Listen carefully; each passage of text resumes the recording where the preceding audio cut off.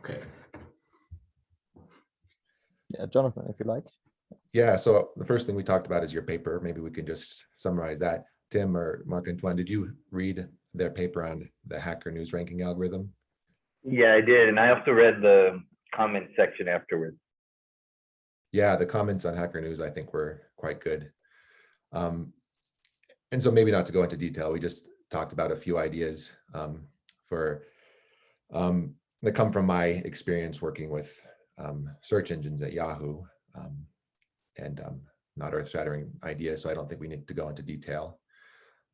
Anything else you guys want to add? No, yeah, and not for the blog article in particular, but we also talked about like, okay, like social networks, protocols, like for example, followers, like how that behaves. In Twitter, for example, we talked about mental models, synchronizing mental models, Bayesian reasoning. Is that what it's called, Jonathan? Distributed Bayesian reasoning is the paper that I'm working on. And maybe I can summarize that if you guys think that would be interesting. Marc-Antoine read a very early version of that, and I have been doing a lot of work on that in the last few weeks. And actually, let me just give you an introduction as I introduce the idea in the paper. So imagine there's a jury deliberating the verdict of a murder trial, and there 8 people think the defendant is guilty. And those same 8 people, so they vote guilty, and they also voted on the argument or the premise that the defendant confessed. And 4 people think that the defendant is innocent, and they disagreed with the premise that the defendant confessed. So the question is, should the, okay, and then let's say a subjury goes and they separately and independently debate the question of whether the defendant confessed. So the main jury, 8 people think the defendant confessed, 4 people think the defendant didn't confess. But then the subjury, for whatever reasons, concludes that the defendant did not confess unanimously. So the question is, should the defendant be acquitted or convicted? Let's say it's a majority rule jury and not a unanimous jury. So my argument is that the defendant should be acquitted, even though 8 out of 12 voted to convict. And the reason for that is their vote is no longer justified. Their vote to convict is based on one reason, and that only reason is that the defendant confessed, but the subjury decided the defendant did not confess, and therefore it's no longer reasonable for the jury to convict. So you had a lot more assumptions. You say in this case, that's the only reason that came up during trial. The only argument that was offered in trial for convicting or not convicting was that the defendant confessed. So that the jurors are not holding any hidden reasons. It's not that the jurors that convicted just dislike the defendant, and they're using motivated reasoning. And so because they dislike the defendant, they just are more inclined to believe that the confession actually happened. And so let's say there's none of that. Let's say the reasons given in the trial are the actual reasons. So there's actually a causal relationship between a defendant believing in that the confession happened and believing that the defendant is guilty. So if you believe in that causal relationship, then what you can do is create a model of an average juror that uses very simple Bayesian inference in making its decision. So the model is a Bayesian juror has priors, and in this case, the priors are equal to the average beliefs of the jurors. So the priors are 80% chance that the defendant confessed and is guilty, and well, not 8 out of 12, and 4 out of 12 chance that the defendant did not confess and is innocent. Those are the priors. If that hypothetical Bayesian juror learns new information, then they must update their belief or revise their beliefs according to the rules of Bayesian inference. And you can actually work out the math, but it's obvious that the Bayesian inference would require them to conclude that the defendant is innocent. So that's the basic idea. And then I've worked out the math for much more complex cases. And obviously, this system makes a lot of assumptions. It requires, for example, us to solve the canonical debate problem, because it requires being able to carve off subjuries that decide whether or not people's reasons are valid, whether the claims that they have made, like the claim that the defendant confessed, is valid or not. But if you can solve that problem, then I describe the process as distributed reasoning, because now you can make a very, very complex argument, and you can have, and I think this is kind of what we're all thinking when we think about canonical debate or structured debate, is that part of the power of that is you can distribute reasoning. I mean, you can have a very, very deep argument tree, and you can have one people making a decision about one very small part of that tree, and another group making a decision about another small part. And you can create a collective intelligence that exceeds what's the potential of any one individual. So there's a brief summary. There's a lot more in the paper. I would like to read the latest version. I must say I was a bit, I don't see the Bayesian part in the example, and you say there's more in that. In this case, it's, there's only one cause, one effect, and it's 100%. Yeah, so it's trivial, but it's still Bayesian inference. And I use the trivial example. So Bayesian inference, you don't need to use Bayes' theorem, but Bayesian inference, and this is something I've just really only recently come to understand. Bayesian inference is very simple. You start with your priors, you learn new information, you eliminate the possibilities in your probability space that are inconsistent with the new information, and then you reallocate credibility, as they say. You update beliefs in the remaining possibilities so that they sum to one. And that's all types of Bayesian inference come down to that. Now, in this case, very trivial example, there were only two possibilities, but it's still Bayesian inference. And so and the reason I start with such a trivial example is to just flesh out all the assumptions, make those all very clear before adding complexity. Tim. Yeah, so I'm just thinking about how it would apply to the canonical debate. I guess the point here is that a subgroup has decided a fact, right? And then everyone else inherits from that decision, right? That acceptance or not of a fact. And maybe that's the default position, but in the canonical debate, of course, everybody should be able to override everything for their own perspective. So, like, in terms of collective decision-making, collective intelligence, that is a beautiful way to scale. And in terms of how I think people will react to the canonical debate, maybe that's one perspective. That's what we always say is, scoring models are models, and you should be able to look at it through many models, including your own. So you do your own Bayesian inference, where you say, these are my priors, and based on that and other arguments, I adjust manually my my scoring, right? But yeah, it's very interesting, very cool.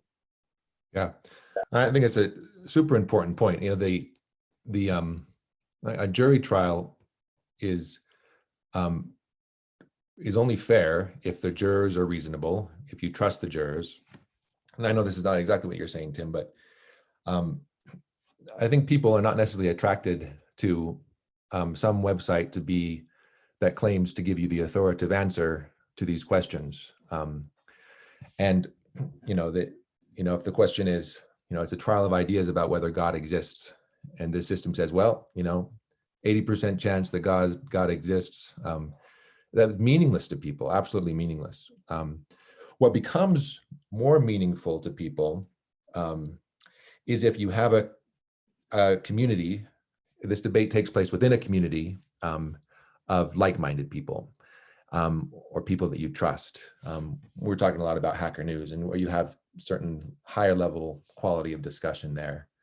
And if this is telling you not that 80% chance that God exists, but instead is telling you that if you take a random person in Hacker News and they are able to comprehend all the arguments that were made in this big argument tree, then there's an 80% chance that they would believe God exists.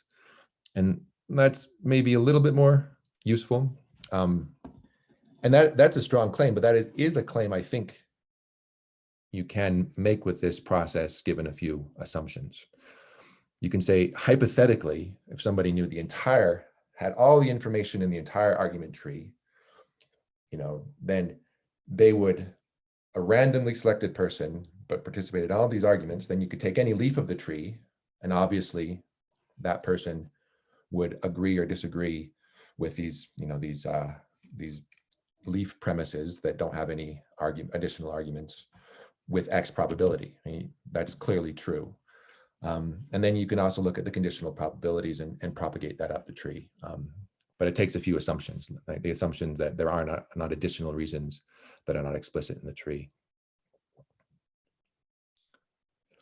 And then I think there's other things besides just communities of like-minded people. I think what you're getting at it, Tim, is customizing things somehow. And I think that's what I really want when I go analyze arguments. I want to see maybe what are the most influential arguments. But then I think that's kind of crap, right? I want to override this. Whatever people, the average person is concluded here, I'm going to reject it because I clearly see there's bias or whatever it is. One of the principles of the Canonical Debate Project is the platform does not take a position. It does not make a decision. It does not declare what is truth or what isn't, right? The whole point is the exploration and the understanding, because part of it is the understanding that people will go away if you try to tell them what to believe, right? So yeah.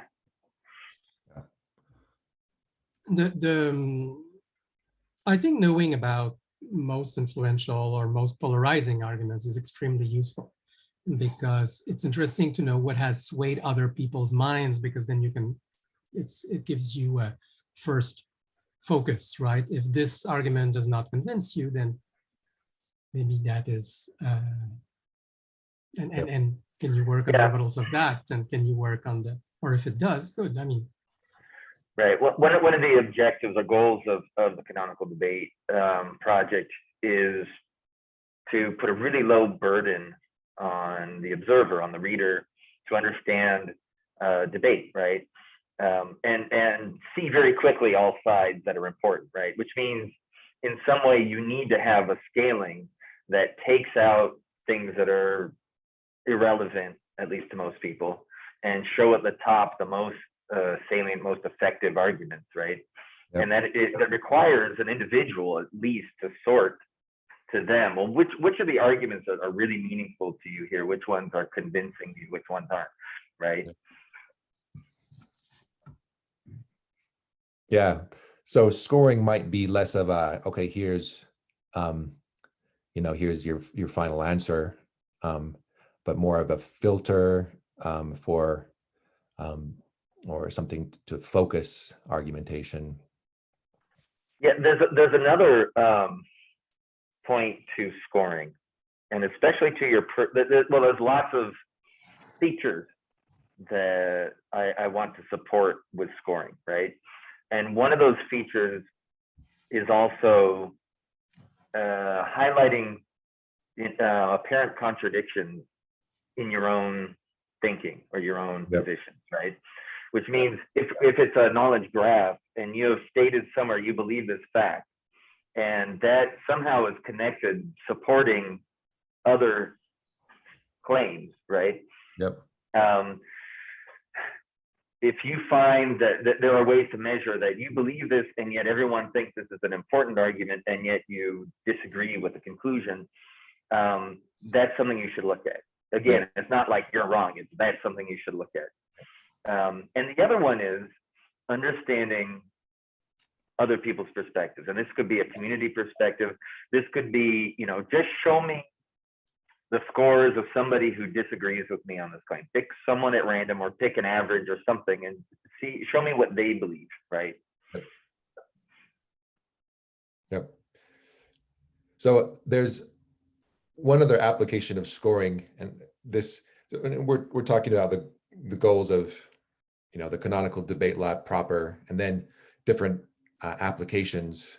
So what I see is social networks are potential, any social platform is a potential platform where what this group is trying to figure out could be implemented even without converting that social platform into an argument mapping site or a structured debate site.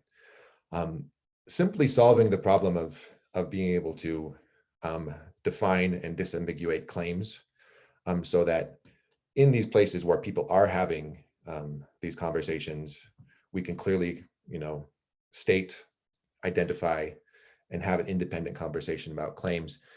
I think could be valuable in many contexts in social platforms. And another thing that is important in social platforms is the ranking algorithms.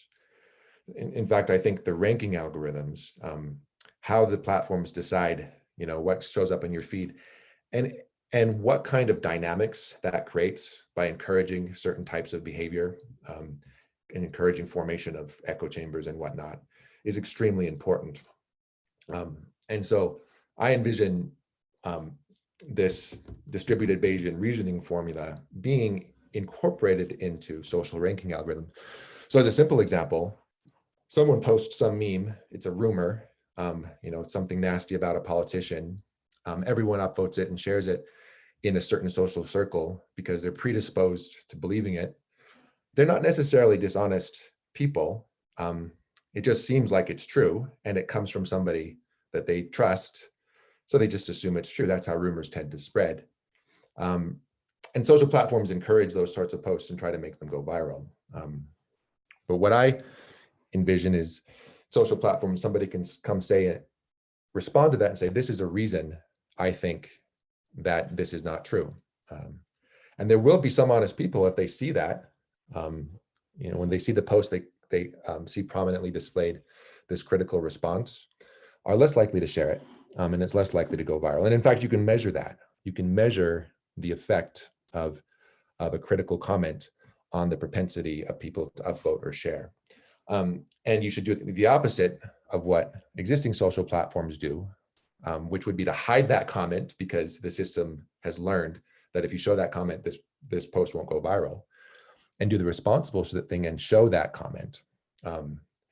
And that, what I've just described, is really just it's the simple single argument case of distributed Bayesian reason. What you're doing is you're inferring that a fully informed person, the probability that they would share this post given they saw this argument is X.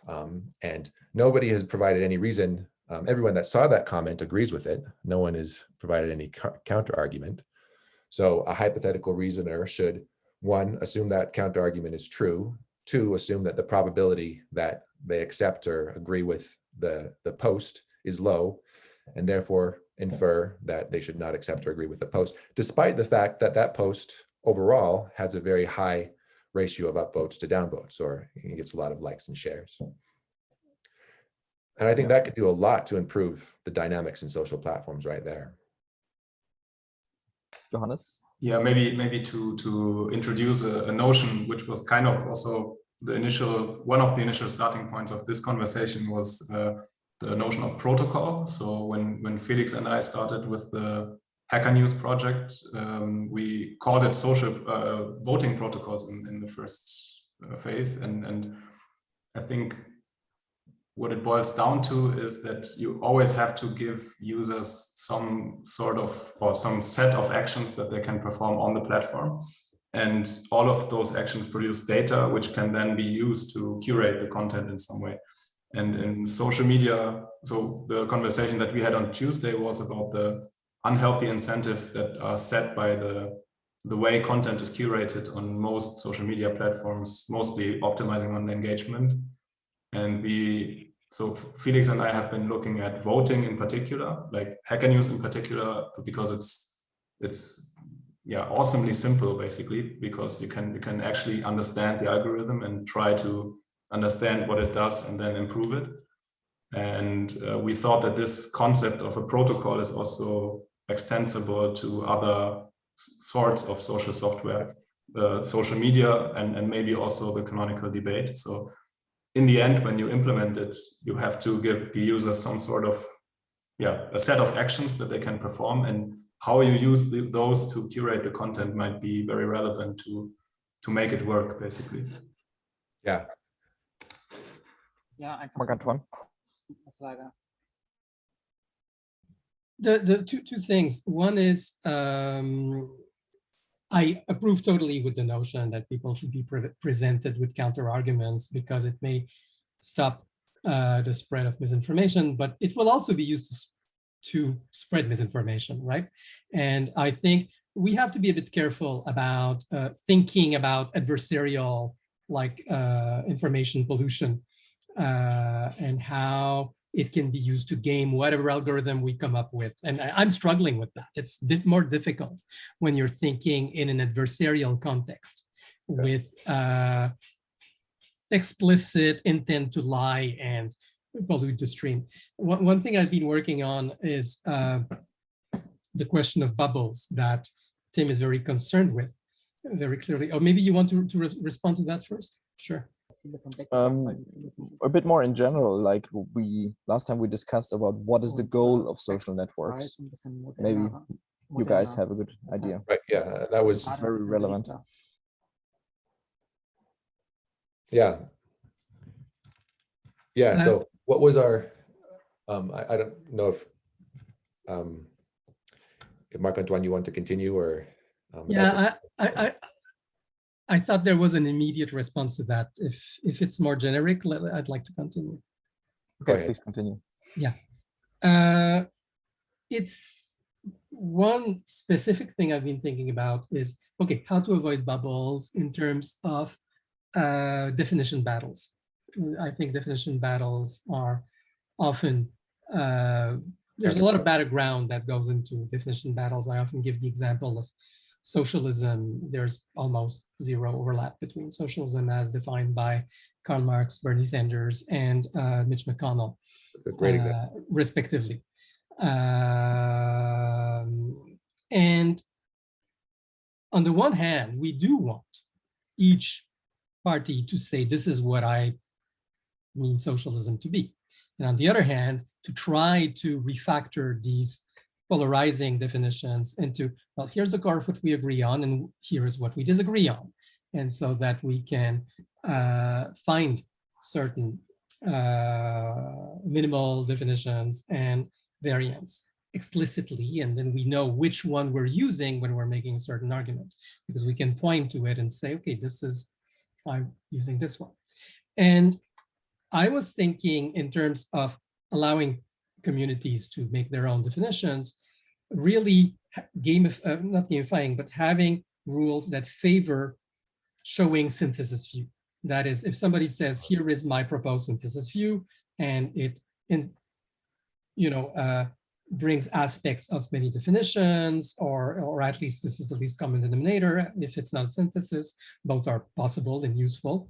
And then getting proponents of any of many sides to agree and say, yes, this is a proper definition. And then a synthesis view that is accepted by multiple proponents would be higher priority than and we want to make that so that you, as a proponent of a singular view, of a polarizing view, have an incentive to accept the synthesis view, because your specific view will get more exposure as part of balanced synthesis than it would as isolated view. This is part of scoring mechanisms that we can make explicit.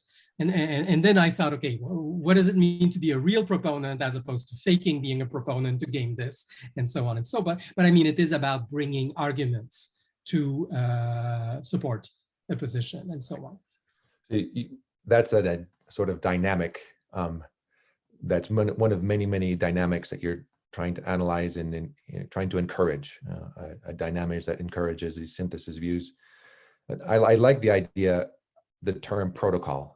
Ultimately, it's designing a protocol, or even a consensus protocol, and that invokes ideas of blockchain consensus protocols that deal with some of similar issues, or Byzantine consensus, which is consensus where you do not trust all the actors, where a certain percentage of them are assumed to sometimes lie, and yet you still can, make a protocol that works.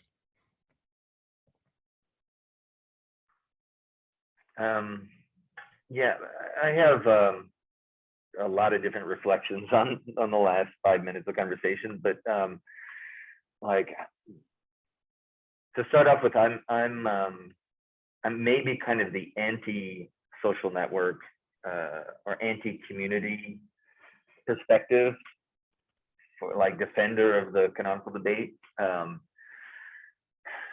I see in communities, how do I say it? I see them as a source of bias. That is actually my main take on them. I don't think of communities as bad things, but I see them as a source of bias. And my goals in designing the canonical debate is to eliminate as many sources of bias as possible, or even fight against. I kind of try to, Sorry to interrupt, but the community is there no matter what. No, it's there. And so what I see is a separate, like what I say is that the canonical debate, what I'm trying to build is an engine for reasoning in as bias-free an environment as possible, because there's always been bias. I'm trying to build something that minimizes that in a way that hasn't existed before. And in that sense, the realm of rhetoric, the realm of persuasion, the realm of community organizing, the realm of political action, of voting, governance, all those things will continue to exist and need to exist. It's almost like I'm creating, how like certain universities will have a free speech zone or whatever. I'm trying to create a bubble outside of that to look at the information from a perspective you haven't before. Like one example of bias is not just, oh, because my friend said so, or because my political party supports this, I suddenly support this. That's an obvious one. But another one is the studies that show that actually the more learned a person is on the subject, the more informed they are, the more they tend to dig in on their position. The harder they are to change the mind, given a new fact. The harder they are, that it's like the more rationalizations they built up for that new fact. I think if those rationalizations are real reasons, then that's an appropriate response. But if it's an irrational resistance to that, the more you accumulate opinions around that subject, the more a new fact that doesn't match with that, the system is in a unique position to point out that you're actually maybe being irrational here and resisting that fact. That's one of my points. I don't want to go into all of them. Another reflection I have is just that. Well, I'll leave it at that for now. We can go on. Well, okay. The one other thing I would add is just like the feedback algorithms on a social network that tend to promote things going viral, maybe with little actual interaction with the ideas and that sort of thing. That goes into my belief that kind of the internet, the information architecture is broken, right? And part of it is what wins debates is who's loudest or who says it the most. That's why sharing is harmful. You know, it can be seen as harmful, right? And so the canonical debate, by being canonical, its point is like each argument can be made only once. You can then share as much as you want, as long as everybody who's seeing it is seeing the one argument that was made and the arguments for and against it. I think, you know, that's kind of my view on how to reduce that danger, which is not scoring, right? It's not. I agree totally with that goal, by the way, the fact that what we want to do is to reduce the value of trolling by saying, yes, that argument's been made, it's been put here on the map. By the way, there's all these counter arguments you haven't replied to. Tough. There's nothing, there's no new information there. Good, that's all agreed. And that does require, and of course, the response of the troll will be to make slight minute variants and to be able to use whatever canonicalization mechanisms we can devise to attach all those variants to that one. Like, this is not substantially different. This is still that same argument that we've already disproven. Thank you. And I agree totally about what you say about people who have a vested interest in a certain position.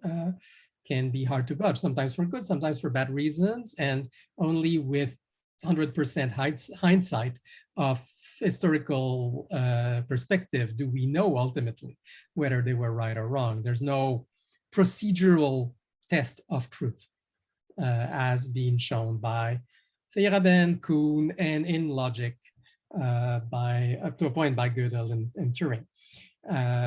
We're doing the best we can. It's about finding the obviously wrong things, which would already clear a lot of stuff, and it's worth doing.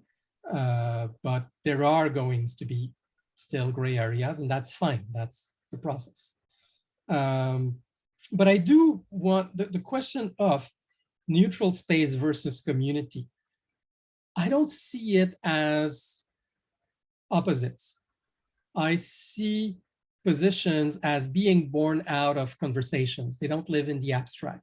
We may want to abstract them out to create this canonical debate space. I believe in the value of it very much, but they are born out of communities, and we need to be able to take what happens in those communities and map them to this abstracted space. And I insist on abstracted to show the process of it as opposed to just abstract. And that way, the question is, can we design social mechanisms to favor whatever mechanism,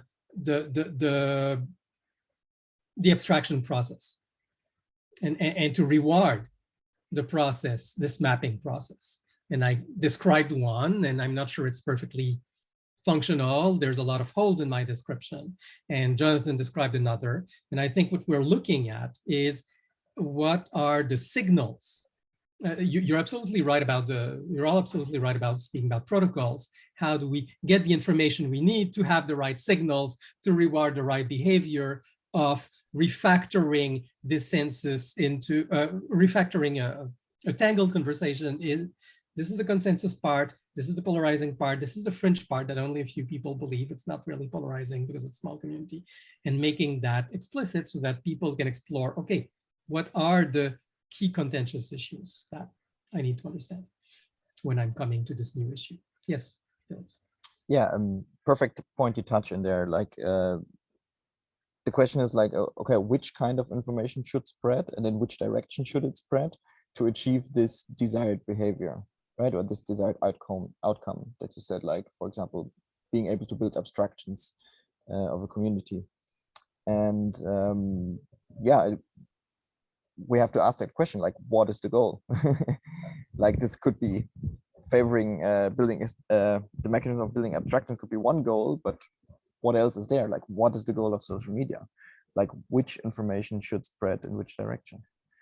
If any comments on that? I would say that there's I forget the term for this, like the golden chalice. There's the like the ideal solution that you would want to find, right? Which is,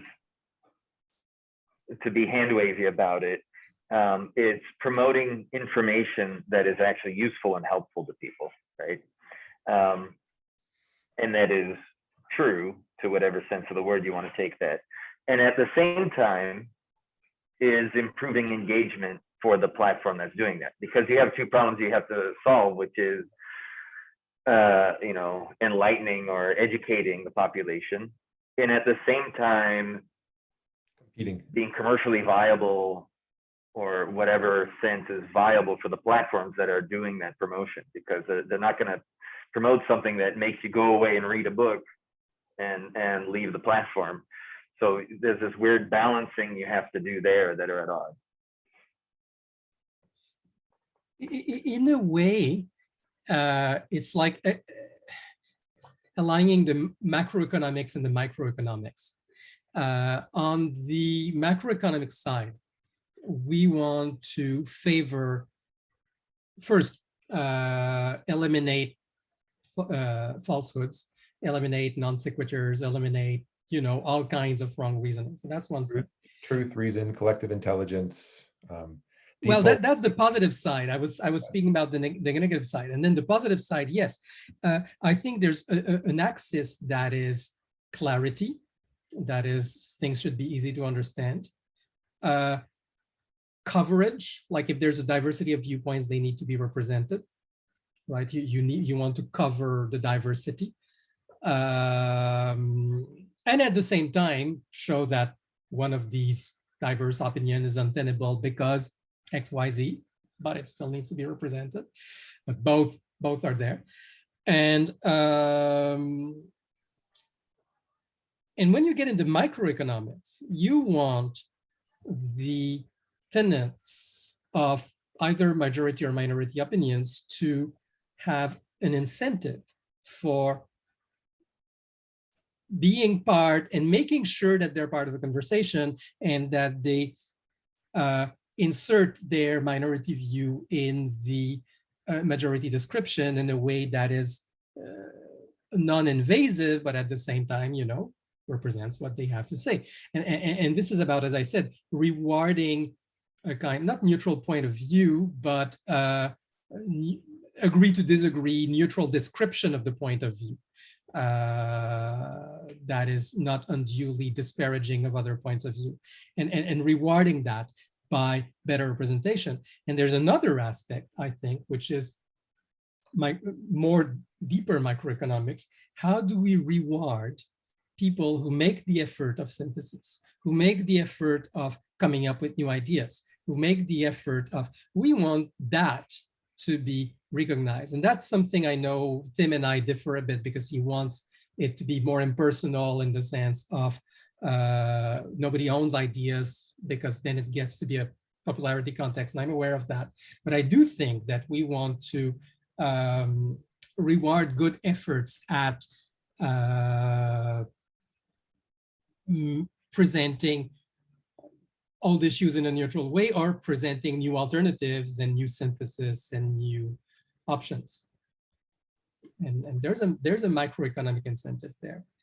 But certainly making things explicit in a way that's clear to others is a huge, huge, huge part of what we want to favor, in a way that's non-exclusionary and respect, you know, in a way that can make sense to people who don't have that point of view to start with. Let me see if I can summarize kind of the mental model that's the joint mental model that I think is forming. I think, first of all, the high level goal to reduce the sort of bias, the types of bias that we've all described, you know, and Tim, you gave an example, and to address that, and to somehow create a space or encourage more reasonable thinking is a goal. But it sounds like Tim is not necessarily on board with the idea of a protocol that looks at incentives and feedback mechanisms and reputation and whatnot. It sounds like if I am understanding correctly, that you think that there can be something that kind of even abstracts all that away, and just in the very structure of the debate somehow achieves those goals. And that's where I'm No, not clear. I would say there's a way to reconcile what I want with these things, because what I want is to not introduce bias, right? And the main expression of that is, I don't think a claim should be owned by anyone. I don't think you should see who made it, who said that, right? Who. That's one kind of like positive reinforcement is, oh, look at all the good things I contributed, right? And I don't think that should be shown. But I think there are other ways to reward good participation and to punish, especially like spam activity, that sort of thing, trolling, I think can be punished. But then we just have to think about the ways of balancing that sort of thing out. Right. Yeah, and that's what the design of the protocol is. It's a very complicated problem because there's so many different dynamics that you need to consider. And I think ultimately it may be so complex that all you can do is start with a few theories and hypotheses, and then you have to experiment to see what sort of dynamics emerge. Maybe one idea that has some traction with me that could actually be appealing. I think for one thing, I would like to see or believe that contributing to something that everyone benefits as a whole is enough motivation for some people.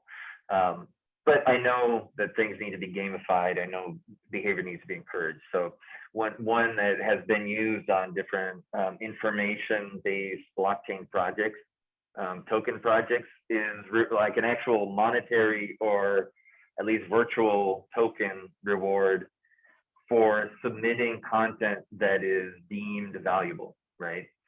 And by like, maybe you have to pay to submit it, which is already is the definitive anti-spam approach, right? You have to pay a little bit to submit, which means it's expensive to spam. If something is somehow rejected, and that's a whole separate area of discussion, but if something's rejected, you lose the money. But if it's accepted, you actually make a profit off of that submission, right?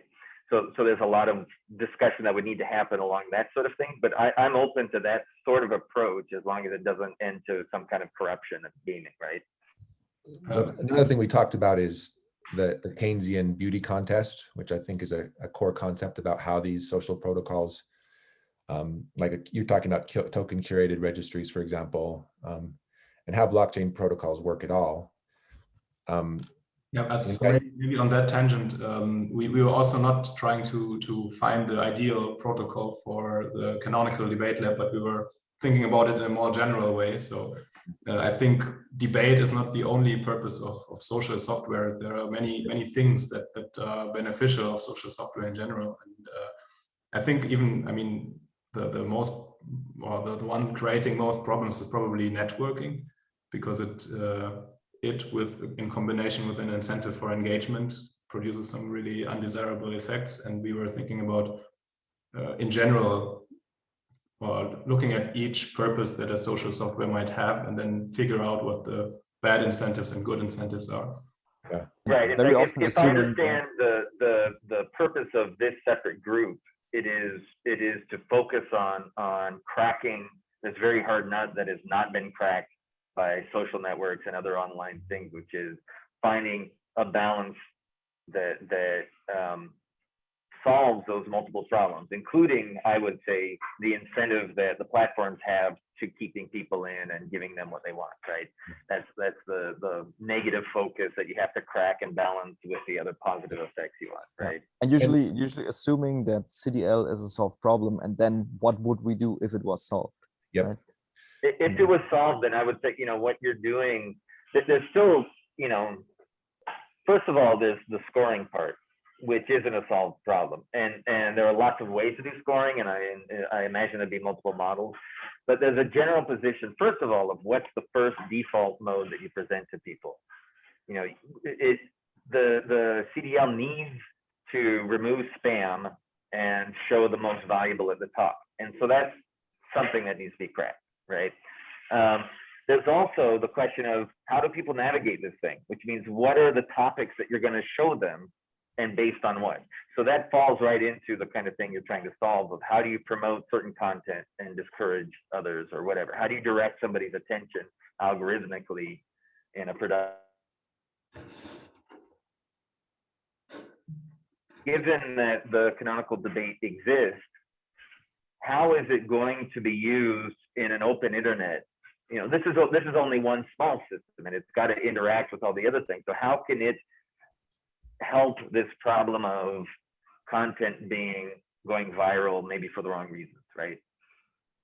And also, I mean, one beautiful thing that can be provided by this conversation is also that we can think about it without having an economic incentive in mind. So we can just try to figure out how these protocols might work without necessarily already having a business model in mind, because I think many conversations are about how can we make profit with that, or how can we make it sustainable so that it maintains itself as a business.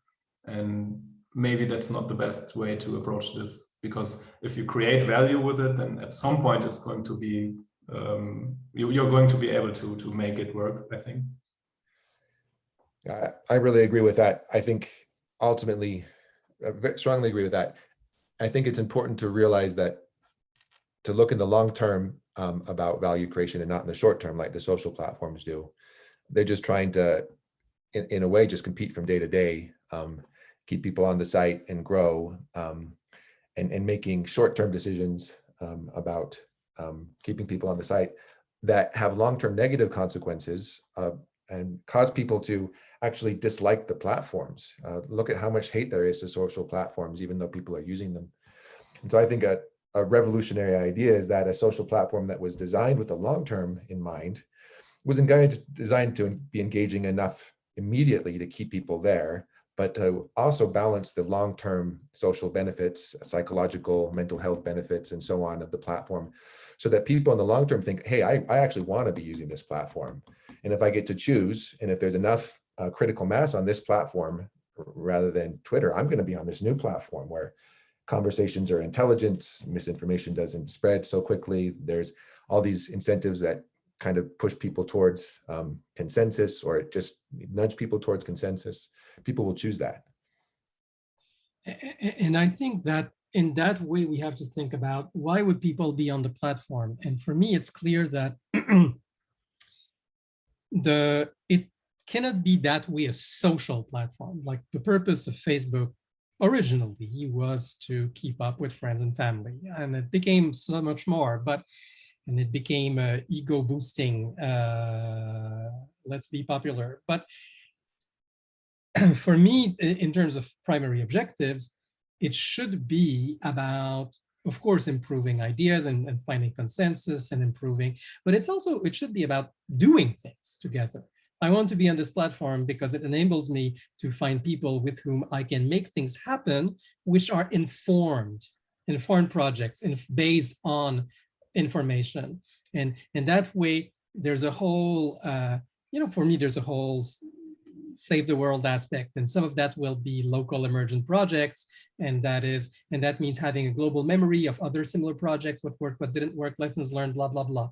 And that's memory of aligning with goals, the think globally, act locally. How is this initiative meshing with other NIBRA initiatives to go towards a common goal? And of course, deliberative democracy, the large scale acting together. But that is my dream. Let's forget about that for now, but let's think, if we're thinking about incremental adoption, I think helping people take informed, coordinated action is a better motivator than just, oh, let's create the ideal information space, which some people like us will find interesting, but I don't think it will motivate as many people as let's use that for taking action. So I agree with everything you said. I want to clarify that when I talk about social platforms, I talk about any platform where it's people getting together, including platforms that become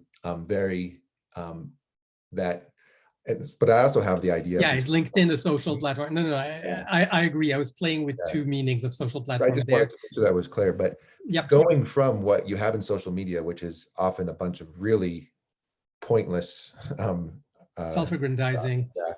to something that is productive and solving specific problems. I see, for example, a platform that a company can use to make decisions and get rid of the CEO, because or at least the board, because every decision is made by this platform. And deliberative democracy, and I think I share that high level organizations goal. Yep. And then there's solving specific problems, people collaborating on a specific task, but there's also just in general a more informed citizenry, which is necessary to solve the big problems facing our society. People should be informed, and they should be consensus on how to solve the problem. You can't solve the problem until if people are divided. You got to create consensus. Very good. Yeah,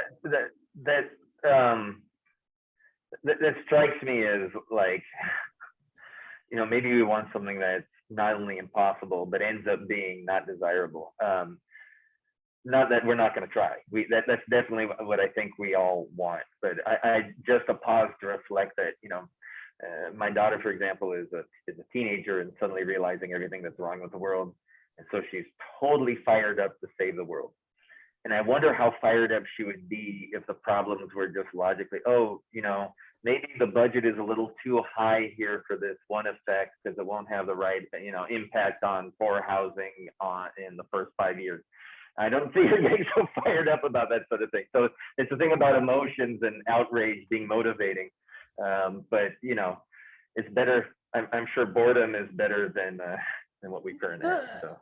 I don't see it as a positional, in the sense that you can be fired up about the big issues and still think, okay, here's the local project I will make, which can be very idealistic to tip the balance in my locality.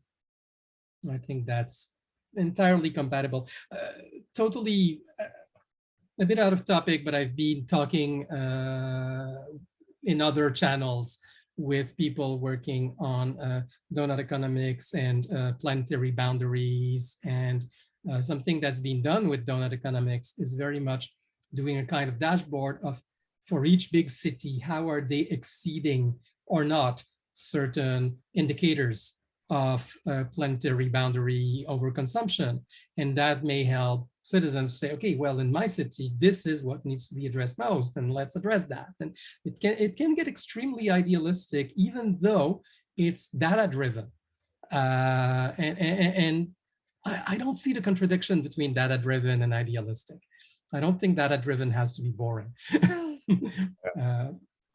Anyway, that was even with the example of your daughter. So a lot of people want to do good for the world, and more politics is invading or is important in people's lives, and everyone's trying to do good, and they're trying to promote the ideas and beliefs that they think are good.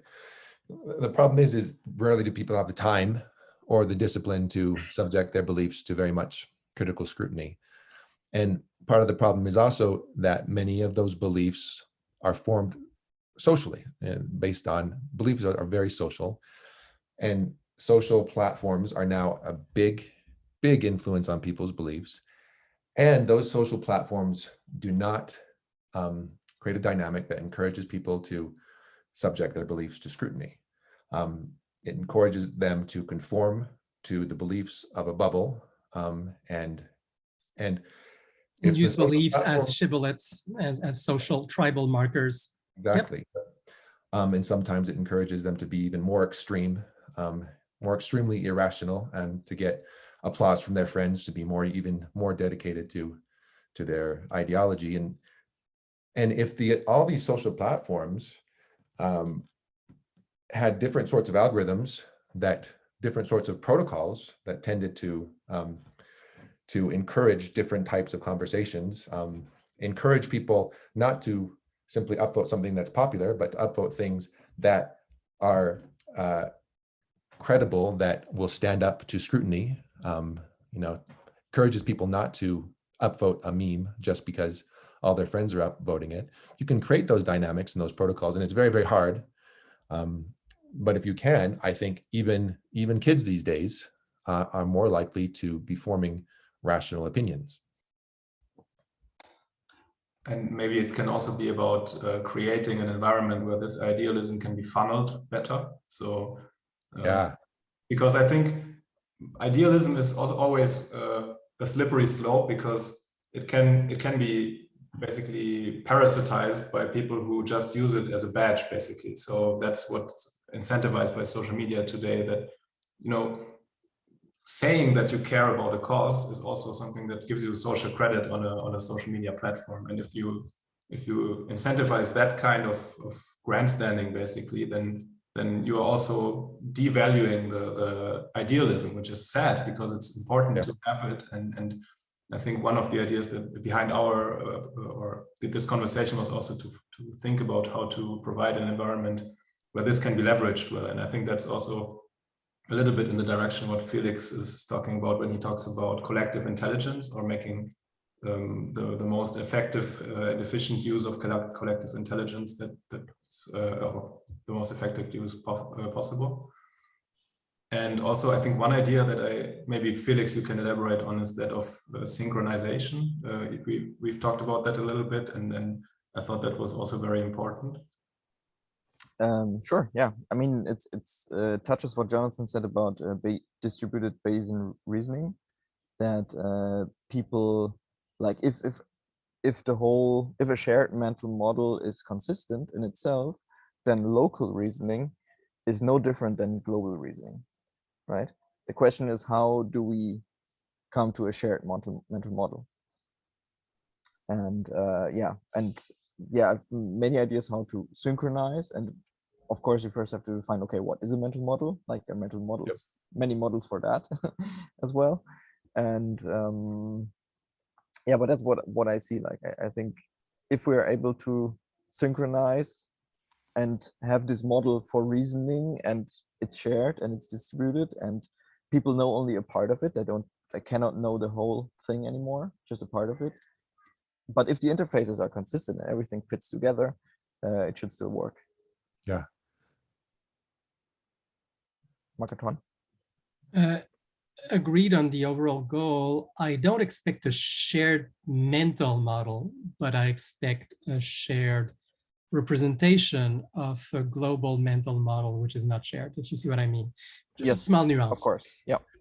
But which yes. asymptotically approaches people's wetware mental model. That's the concept you.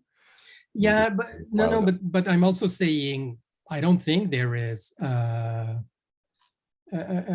global need for everybody's mental model. I don't think there's a consistent union. People's union is inconsistent at times. But if we can have a model that includes all the inconsistent unions, we can point out the inconsistencies, and at least people will know where they disagree with.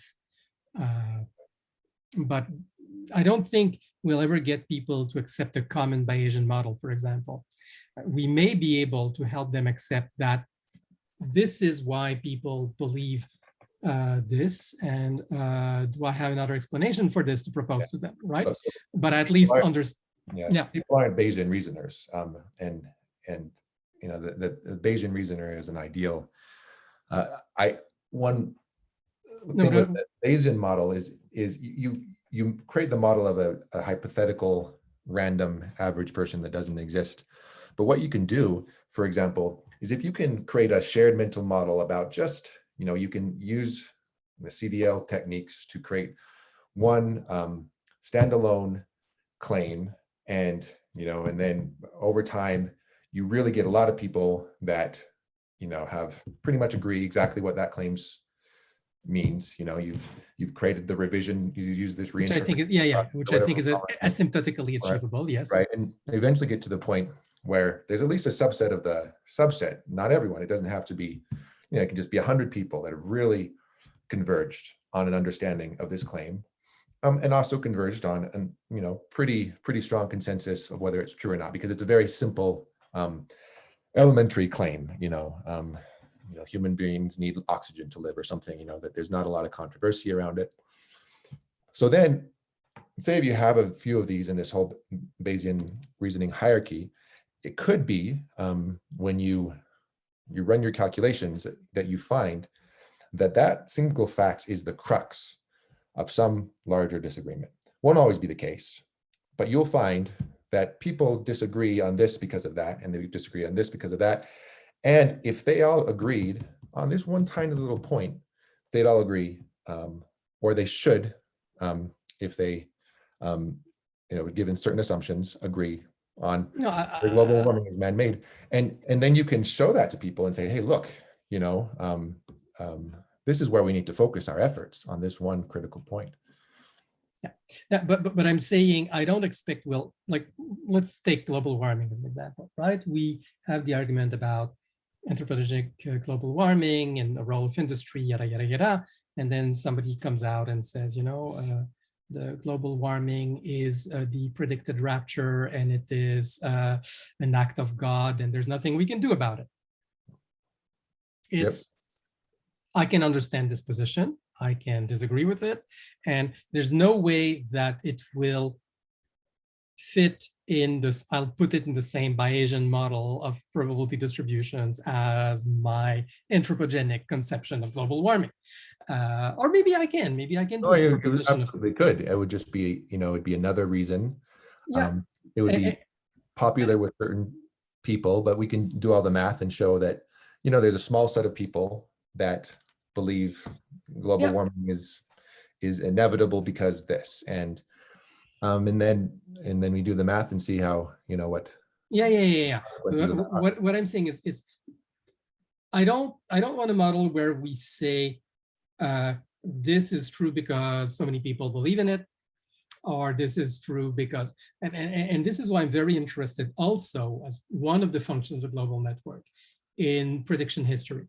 People make claims, they say, okay, if we do this, this will happen. Let's record that and see what does happen, and be able to say, this person is consistently a bad predictor. There's a great idea a friend of mine had about using games, logic games, or things like chess for that. Where there's a great story where Gary Kasparov played a game of chess against the internet, and the internet actually played really, really good. And Kasparov called it the greatest game of chess in the history of the world, wrote a book about it. So that's interesting. There's an example of collective intelligence. You mean like crowdsourced, it was crowdsourced moves on the other side against him? Yep. Yeah. 24 hours per move. And anyone on the internet could vote. And the move that got the most votes was the one that was made by Team World. And amazingly, Team World played very well. And interestingly, this experiment happened another time previously, and it was just a slightly different setup, and Team World played horribly. And most votes were not even for legal moves. And it's really interesting. I've really spent a lot of time analyzing this, and really what I want to do is reproduce that, make that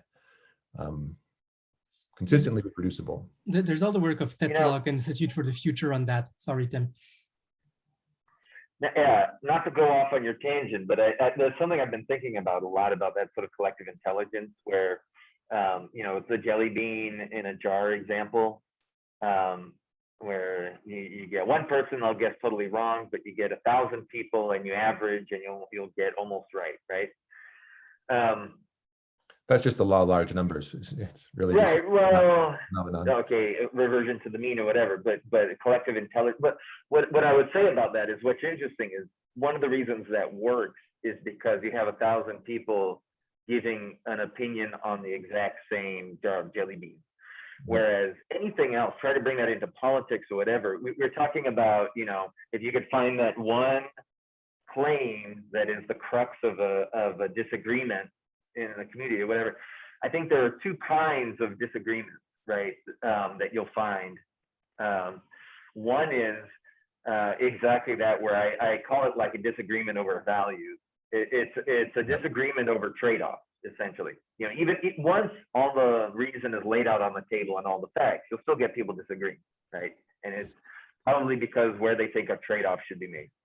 The other end of that is what we see a lot more, which is the three definitions of communism thing, or socialism, where people are intentionally talking around each other because they're using different definitions. Like the worst example we see is the Black Lives Matter thing, where you could probably get down into the details and say, yes, we believe lives of police should be protected. We believe the life of Black people should be protected. We believe this and that. You'll get a lot of agreement, and yet the argument is over the words that you're using and what you think they mean. So one of the goals of the canonical debate and disambiguation is, okay, let's have that exact same debate with the exact same words but different meanings. And I think you can get more agreement once you break it up like that and attack them one at a time. Yeah, absolutely. Maybe Okay. On that note, I thought about that as well. I had a similar idea because I think many times the disagreements on current social media are not as fundamental as they seem. Like they just the current landscape doesn't allow for going into depth on a fundamental or seemingly fundamental disagreement, and I think it's usually pretty easy to find common ground at a fairly easy. For example, Going in depth is important. Sorry, Tim. I do want to. When we speak of the jelly bean example and possibly the Kasparov example, I'm less sure, but I think it's true. It requires independence. I mean, it's been shown to require independence. Otherwise, if you allow people to influence one another, you get more mob mentality and very inefficient. So collective intelligence. But you mean like no anchoring, no letting them know what the other people said before. Correct. But I do think that the kind of intelligence, of collective intelligence I'm interested in, and I think CDL is interested in because it's looking at reasoning. It is about going deeper, as Johannes just said. What I was going to say is the argument map might provide a tool for people to go into depth more easily. Absolutely. Find common ground. And absolutely. I think it's essential, and it's a very different kind of intelligence, of collective intelligence than the aggregative one. And I don't think it follows the same rules at all. Well, the jelly bean, it's completely different than the jelly beans in a jar. And the chess, because I don't think people got to argue why this chess move was better than that chess move. Oh, they did, absolutely. That was the key. The key was the discussion, and it was. Was it? Ultimately, it was a deliberative reasoning process where. Oh, wonderful. Okay, no, I got it wrong. In really beautiful ways. This was before computers were, single-handedly could beat Garry Kasparov, and one group would go off and study just one potential line of play and evaluate possibilities, and then that was fed into other people's reasoning process. What's really cool about that is that the jelly bean example is where reversion to the mean is a feature, and in the case of a chess game, it's the opposite, right? It's a bug, because you don't want to play like the average chess player against Kasparov, right? Exactly. So you need the reasoning behind it to win, right? That's really cool. The jelly bean example, the reason it works is that the average person is good at estimating the number of jelly beans in a jar, but there is great variance. So most people are way off, but the average is very close. Same with that famous example of estimating the weight of an ox. The problem is there are very few actual examples where the average person is going to give you the right answer. Like if you're doing a crowdsourced fact checking, the average person does not know. But what is interesting about the ox and the jelly bean, is that the average is better than pretty much any one person. That's just variance, right? What? If you sample from a population from a high variance, the average will be closer. I think there's more to it than that. I may be wrong.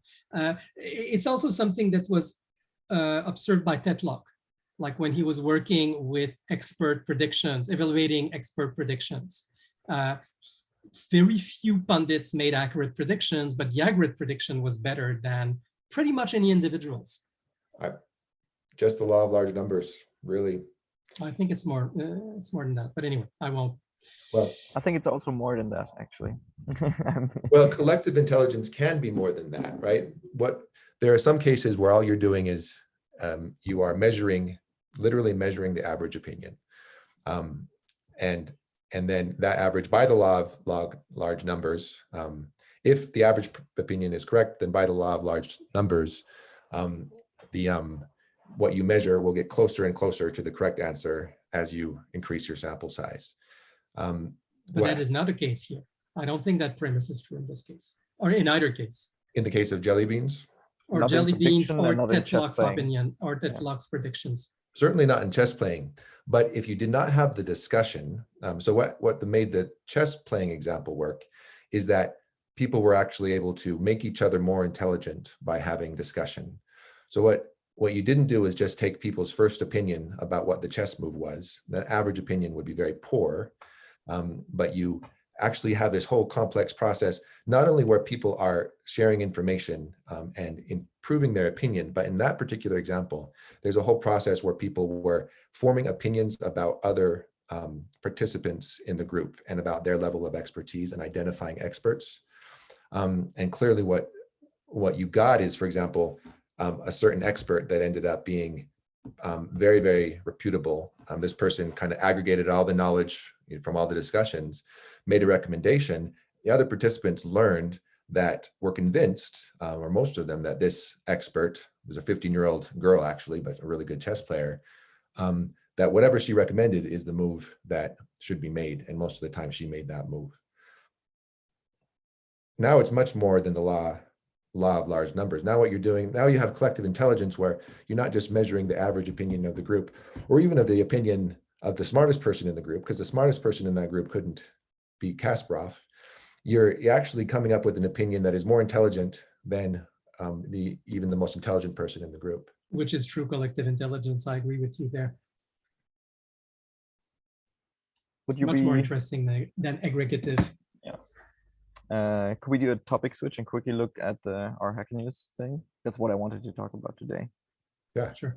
Yeah, I'll share the screen. So, Marco, you said you didn't read the article, right? Marco, I'm not. I think I read a very early version. Probably a different one, actually. Yeah. It doesn't matter. So, in the article, we basically say, okay, Hacker News submissions. We have this feedback loop per submission, where a higher rank leads to more views lead to more upvotes lead to a higher rank, and then there's an age penalty. At a certain age, they disappear from the front page, right? And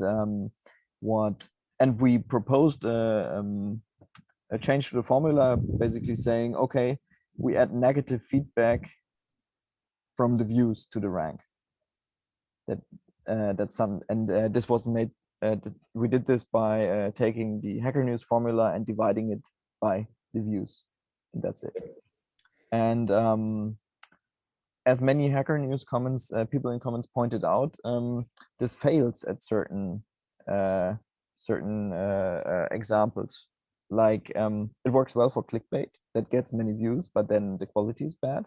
But it doesn't work for obvious garbage or spam. Like if people don't click, because Jonathan pointed out these are called click-throughs in search engine terms. If people don't click, you don't have this negative feedback, and then they accumulate at the top. So what Jonathan proposed, which was super interesting, is, okay, actually, it's impressions and click-throughs here. If we divide the views up and say, okay, there are two parts to the view. First there's impression, and only if it's shown, then people can click, right? And this is exactly the same diagram as before. Like click-throughs is the balancing feedback loop factor, but what Jonathan said is, why not make impressions the balancing factor? And this would also eliminate the whole things people don't click on, which is obviously bad because it was shown that often and people didn't upvote, right? And then it gets removed. Sorry, So, I just a question. Sorry, Sure. I guess I didn't read that. Are you saying that when there's an impression, they have to do a click to get the full article? And that's the click-through? That's what you call click-through? No, impression means it's shown in the list on the front page. Yeah. And click-through means people actually clicked on the link to get to the content. That's what I said. Okay, good. Right. And then Marc-Antoine, your content, yeah, the ratio of upvote for impression is kind of the ratio that is now being built into the formula. Upvote per impression makes perfect sense. I'm always annoyed when film festivals, they ask me, how do you rate the film you've seen? Well, I would like my vote to be relative to which films I've seen in the festival, not this one. Yeah, so that's basically, and Johannes sat down yesterday and wrote the first draft of the updated proposal. But this is basically the graphic. This graphic explains the update. Yeah, that's what you had in mind, Jonathan, right? Exactly. Yep. Okay, cool. Yeah, I just wanted to show that. And I see you're also looking at the 1/rank, and you don't have a source. I might be able to help you find a source. My source was internal data at Yahoo, and I don't know if you can just quote me, but I gathered all that we had, and I found that was the curve that fitted the most closely. But I bet there's papers out there that or give you that or 1/log_rank. I'm not sure which. Yeah, I mean, perfect. Thank you for finding sources. That helps. But also good that you pointed out this. There's a weighting, because if a submission is displayed at different ranks, it's differently. It can be weighted because, like, the views, people actually who click on something or only look at something follows a certain distribution. And Jonathan pointed out that this is usually can be described by 1 divided by the rank number. Yeah. So at Yahoo, we found that something in the first position got twice as many clicks as something in the second, roughly 3 times as something in the third. And on average, it was very close to that. Quality being equal, right? So often what you have is, it's a little different because higher quality things end up at the top anyway. So you've got to calculate that, you've got to normalize for quality. But what's interesting about this, I kind of went back and forth with Felix a little on this. And this goes into what Hacker News wants to put at the top of their page, right? Because it does kind of favor new articles. Since the more data you get, right, the more it's going to average out and more accurately reflect its quality, right? That means there's a lot more variance in the newer articles, which means a lot of new articles will get lucky and pop to the top. I think it also means that maybe articles that are good quality will get unlucky and drop to the bottom and people won't find them. So I think there's still a risk here, because, so on the one hand, what you're doing here is new articles have a chance to beat out high quality articles. Very good maybe point. That's desirable, huh? Yeah, very good point. I just want And to say, maybe like, that's desirable for Hacker News. They put something in their algorithm, right, to over time phase things out, right? The older it is or longer between clicks or whatever, the less the votes count, right? Because they want news. It, by definition, needs to be news, right? So the problem is the variance. That's why you have problem these 2 is, pages. You have the new page where experiments can happen. That's what we proposed in our proposal, that here we have the same algorithm, but it's on the new page, and it shows these new articles that you say can be lucky to get to the top because it's inaccurate, right? And that's what we propose, like, have the same ranking formula on the new page and separately on the front page, and the front page has a certain threshold of votes and therefore accuracy and therefore quality, right? Marc-Antoine? Something I found in academic research is it's a good idea to add a random factor so that people will get things ranked differently, and it attenuates the randomness effect of amplifying initial fluctuations. And then basically, when you have enough data, the random factors say it's equivalent to 10 upvotes or whatever, and then it gets drowned when you have enough data. But it's a way to ensure that not everybody gets the same pseudo-random list. I think that's the most suggested proposal for Hacker News, and it solves the problem a bit, but it lowers the quality of the front page itself, because then you have these fluctuations caused by randomness instead of by low votes. And we're I trying think it solves to the problem more of the new page, right? It's really good for the new page. Yeah, that's exactly what I'm saying. Do it more for the new articles. Okay. And decrease the randomness, either because you have more data or because you have, in a way that, you know, an old article that never got upvoted doesn't suddenly get.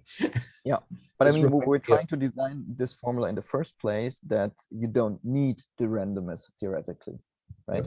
Because you said like initial fluctuations should not make something spiral up. That's why we try to redesign the formula. Yeah, but I'm saying some of that is unavoidable, no matter what formula you use. And I think a bit of randomness is useful. I agree, we want to reduce the role of randomness, but it's also, I don't think it can be eliminated totally. So the statistics can help here. So if you have 2 articles on the new page that both get 3 rank 1 impressions, and one gets 3 clicks and one gets 0 clicks, and that's really just due to randomness, then there's a problem. But statistics can look at that and say, well, you know, like common statistical hypothesis testing techniques, you'll say, given we only have this small amount of data, right? The real click-through rate of this article, if it were on the front page of Hacker News, we don't know what it is. We're trying to estimate what it would be based on this tiny amount of data that we have. And there's very specific math for doing that. So you wouldn't estimate that just because it got 3 out of 3 clicks, that its long-term click-through rate is going to be 100% on the front page. Obviously, that's not the case, nor is it going to probably be 0%. And you can use these techniques to estimate what that's likely to be given the data that you have. But what you said about, and that was fascinating, by the way, the, you know, half the clicks on the second item, 1/3 the click on the third item, and so on. I mean, if the 3 first items are initially at the same level and they're presented in the same order to everybody, it does create a bias.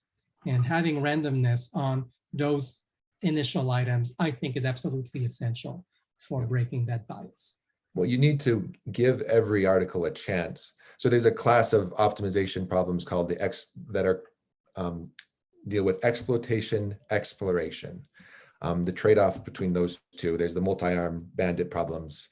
And every time you put an unknown article at the top of any page, you're in a sense incurring a cost, an opportunity cost of putting a known good article that people are likely to benefit from at the top of the page.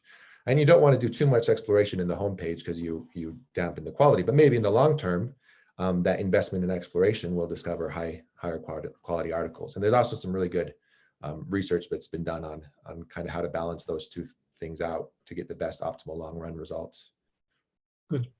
Yeah, that makes sense. And there you have a point. If the point of the first page is to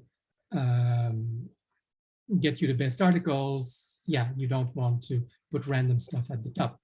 On the other hand, I think having the last slot of the first page always be something a bit less unknown and boost something a bit random. Yeah. And I think Felix has recommended, I think in that article, or both of you recommended, maybe even not having separate pages. You know, maybe the new page and the home page are really the same, and you can get enough exploration on the home page that you don't necessarily need a dedicated page. Although I think that the intent of users that go to the different pages might be different. And it might be good to have an exploration page for people that really like that. One thing I'd really want to do if I were working on this problem, and it's a bit separate issue, but suppose, you know, I have a Google search result. I get first link, it's supposed to be the most relevant. I read it, it's not what I want. So I come back to my Google page. Ideally, Google should realize, okay, he hasn't found stuff there. Let's remove similar pages and find the most different stuff. Yeah. Yeah, no, they absolutely do that. Yeah. I haven't noticed, but Yeah, it's because I often do. Yeah, they measure that, but Hacker News is, for example, is also, that's a big huge factor. They're against user tracking, so then you don't have this data. Yeah. That was also like that's why we don't have click-throughs as data, but impressions we do have. Yeah. In the search world, that's referred to as bounces. When someone goes to a page and then goes back, and bounce rate is another metric. That's incorporated into a lot of ranking algorithms. Even without tracking, it should be possible to say, my intent is to look at, again, diversity and range of possibilities. So give me not the 5 most likely, but the 5 that cover the most ground. Mm-hmm. Right. So that when I've looked at those 5, I know I've looked at a lot of possibilities. Yeah. And that's a very different optimization. Right. Yeah, Tim had to go. Maybe I should move on. It's where I really think this should not be a parallel track. Sorry. This is too interesting. Okay. But I don't know how to do that given this in terms of schedule. I think we should have that conversation. Can have I mean, we're recording it anyways. We could add another day or just, I don't know, even one more day is even more of a burden, but not everybody has to join all the calls. Exactly. Right? Yeah. But let's see. Yeah, I guess the problem, Marc-Antoine, you're seeing is that some people do want to join all the calls, right? And so, yep. Yeah, I'm not sure. Yeah, maybe. Leaving with that. Point made. I mean, what should we do next week? Like, should we just have Thursdays? I think next, maybe tomorrow, I don't know. Next time we have the most people, and it won't be tomorrow because I know Stephen won't be there. So maybe next Wednesday, let's discuss how we want reorganization of the schedule. Sure, makes sense. Yeah, let's do that. All right. Yeah. Thank you, everyone. Yeah. Thank you. Thanks. Super interesting. Yeah. All right. Ciao. Talk soon. Bye. Bye-bye.